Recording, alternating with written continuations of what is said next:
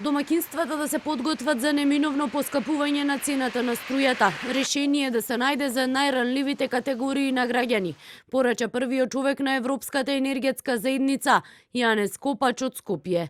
Потребни се вели инвестиции во обновливи извори на енергија и енергетска ефикасност. Според него, кризата најлесно ќе ја преживеат оние кои имаат домашно производство, а Македонија, рече, е зависна од увоз.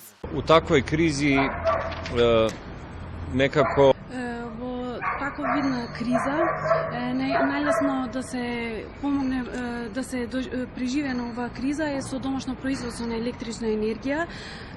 Тоа на некој начин го амортизира ударот, но во Северна Македонија нема доволно производство на електрична енергија, нема доволно производство во Рек Битола. Тоа не може да го возможи Рек Битола и се зависи од увоз.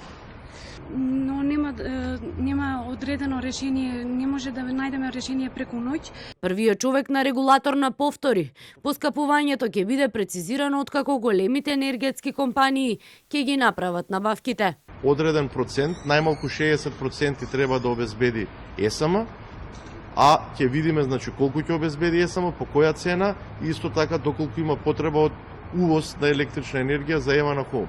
Нека се завршат овие тендери и ние веднаш ќе информираме јавноста какви ќе бидат очекувањата врз основа на реалните трошоци кои што ги имаат компаниите и кои, што кажа господинот Копач, воопшто не зависат од случувањата во Македонија. Копач дојде во посета на земјава 2 дена по прогласувањето на кризна состојба во енергетиката која ќе трае 30 дена.